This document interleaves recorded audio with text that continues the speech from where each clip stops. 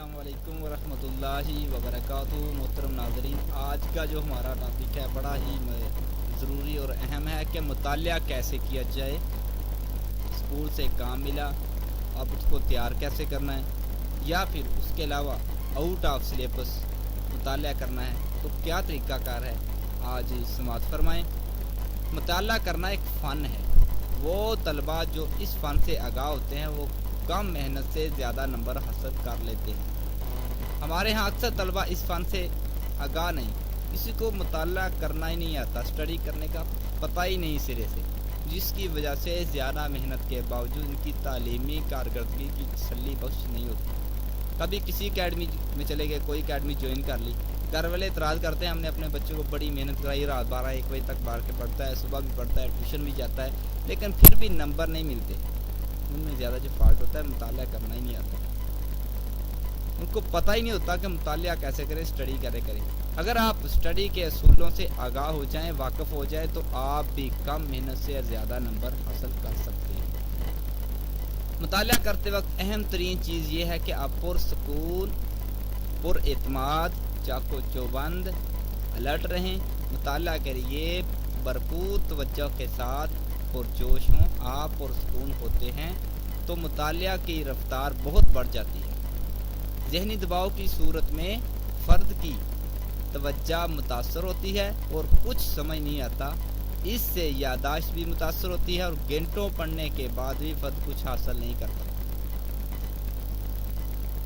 محترم اسٹوڈنٹس، آج جو ہے میں بتا رہا ہوں کہ مطالعہ کرتے وقت کچھ ایسے عمل ہیں جن کو آپ کو کرنا ہوگا، کچھ طریقے بتانے والا ہوں، امید ہے کہ آپ کو پسند آئیں گے، اور جو اسٹوڈنٹ اس طریقے سے اسٹڈی کرے گا انشاءاللہ اللہ کے حکم سے وہ کامیاب 100% اے گریڈ والا اسٹوڈنٹ بن جائے گا۔ سب سے پہلے کہ مطالعہ کے لیے اچھا اور پرسکون ماحول بے حد ضروری ہے۔ اس کے لیے ماحول آرام دہ ہونا چاہیے، توجہ منتشر کرنے والی چیزیں مثلا شور، ٹی وی، ریڈیو، فون وغیرہ سے محفوظ ہو۔ بڑا مشکل معاملہ ہے۔ آج کا اسٹوڈنٹ جتنی بھی اسٹڈی کرتا ہے، پڑھتا ہے، ساتھ موبائل فیس بک ساتھ ہوتی ہے تو پھر کہتا ہے یاد نہیں ہوتا، میں ٹیچر کے سامنے جاتا ہوں بھول جاتا ہے، یہ اس کا بہانہ غلط ہے، یہ نہیں چلنے والا۔ اور لوگوں کا وہاں آنا جانا نہیں ہونا چاہیے۔ خاموشی، عدم مداخلت مطالعہ کے لیے بے حد مفید ہے۔ بیرونی مداخلت کم سے کم ہو۔ آگے کے پڑھنے کی جگہ کرسی وغیرہ آرام دہ ہونی چاہیے، آپ تھکے بغیر زیادہ دیر تک کام کر سکیں۔ اب ایسی جگہ بیٹھ جائیں، سردی لگ رہی ہو تب بھی آپ نہیں پڑھ سکتے، زیادہ گرمی لگ رہی ہو تب بھی نہیں پڑھ سکیں گے۔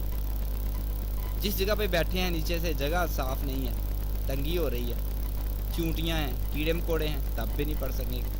اگر کرسی پر بیٹھے وقت بہتر ہے کہ آپ کے پاؤں فرش پر ہونے چاہیے، ہاتھ گود میں ہونے چاہیے۔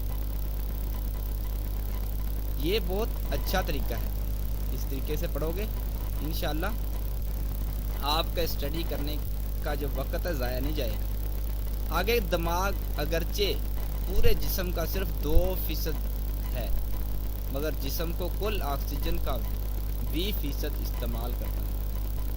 پورا جسم 20% آکسیجن استعمال کرتا ہے، لہٰذا اسے تر و تازہ ہوا اور وافر مقدار میں ملنی ہے۔ اس کے لیے گاہے بگاہے لمبے اور گہرے سانس لیں، اس سے دماغی کارکردگی میں اضافہ ہوتا ہے۔ سانس لمبے لینا بڑی برکت کی چیز ہے، بڑی شفا ہے اس میں۔ آگے مطالعے کے لیے، اسٹڈی کے لیے قدرتی روشنی مصنوعی روشنی سے بہتر ہوتی ہے۔ مطالعہ کے لیے ایسی مصنوعی روشنی استعمال کریں جو قدرتی روشنی سے ملتی جلتی ہو۔ آگے مطالعے کے لیے، اسٹڈی کے لیے بہترین جگہ بیڈ روم میں میز پر بیٹھ کر پڑھنا ہے۔ ہم لائبریری یا خالی کمرے میں بھی مطالعہ کیا جا سکتا ہے، ویسے بھی کسی بھی پرسکون آرام دہ جگہ مطالعہ کیا جا سکتا ہے۔ بہتر ہے کہ بستر پر بیٹھ کر نہ پڑھیں، کمبل میں بیٹھ کے نہ پڑھیں، لیکن اگر آپ وہاں بہتر طور پر پڑھ سکتے ہیں تو کوئی حرج نہیں۔ اور آگے مطالعے کے لیے جگہ مقرر کریں، اسٹڈی روم بنائیں، وہاں صرف مطالعہ ہی کیا جائے، اسٹڈی کے کوئی دوسرا کام نہ کیا جائے۔ اس صورت میں آپ جب بھی وہاں بیٹھیں گے تو لاشعوری طور پر پڑھنے اور سیکھنے لڑنے کے لیے تیار ہوں۔ نئی جگہ کے بجائے مانوس جگہ پر آسانی سے کام شروع کیا جا سکتا ہے۔ ایک مخصوص جگہ مطالعہ کرتے وقت پڑھنے کی عادت بن جاتی ہے۔ آپ جو ہی وہاں بیٹھیں گے آپ کا پڑھنے کو جی چاہے گا۔ مثال پہ غور کریں، اگر ہم گھر میں ٹیوشن پڑھتے رہیں تو اسکول جانے کی ضرورت نہیں۔ یہ اسکول اس لیے بھیجا جاتا ہے، بچے کو مانوس ہوتا ہے، ماحول ہوتا ہے اسکول میں پڑھنے کا، گھر میں نہیں پڑھ سکتا بندہ۔ اور مختلف کاموں کے لیے مختلف جگہ مقرر کی جا سکتے ہیں۔ مثلا مطالعے کے لیے، اسٹڈی کے لیے جگہ ہونی چاہیے، نوٹس بنانے کے لیے دوسری، انگلش پڑھنے کے لیے ایک جگہ، جبکہ فزکس پڑھنے کے لیے دوسری جگہ۔ البتہ آرام دہ ہونی چاہیے، پرسکون ہونی چاہیے۔ اور اگلے پوائنٹ بہت قیمتی ہے کہ اپنے انعامات، ٹرافیاں، سرٹیفکیٹ وغیرہ کو اپنے ارد گرد رکھیں۔ اس سے آپ کے اعتماد میں اضافہ ہوگا۔ اگر کسی وجہ سے آپ کو نمبر آنے کی وجہ سے انعام ملا ہے، اس کو سامنے لٹکائیں، آپ کی نظروں میں ہونا چاہیے۔ ہو سکے تو تازہ پھول، پرسکون مناظر کی تصویریں اپنے سامنے رکھیں۔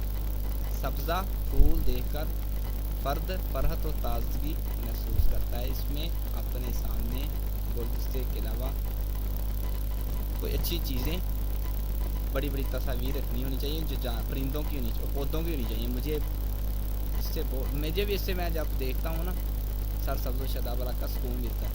تو اس لیے اسٹوڈنٹ کو واک پہ جائیں تو اس طرح کے ماحول کو پسند کرنا چاہیے۔ اسکولوں میں دیکھا ہوگا بڑے ہی گرین ماحول ہوتا ہے، سر سبز و شاداب اس لیے بنایا جاتا ہے تاکہ بچے تر و تازہ رہیں۔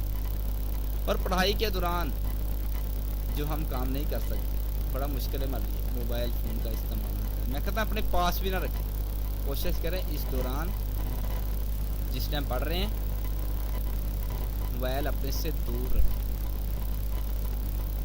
بڑا مشکل لگتا ہے کام۔ ہم کہتے ہیں ایک ہاتھ میں موبائل ہو، موبائل پاس ہو، پھر پڑھنے کا مزہ آتا ہے۔ آپ کا موبائل بند ہونا چاہیے، ورنہ آپ کی توجہ منتشر ہو جائے گی۔ فیس بک وغیرہ، آپ کا وائی فائی کنیکٹ نہیں ہونا چاہیے۔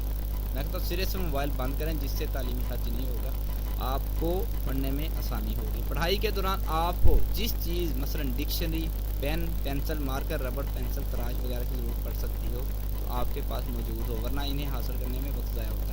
ایسا نہ ہو کہ کیلکولیٹر کی ضرورت پڑی دوسرے کمرے میں گئے، کوئی چیز اٹھنا، بار بار اٹھنا آپ کے مطالعے کو ڈسٹرب کرتا ہے۔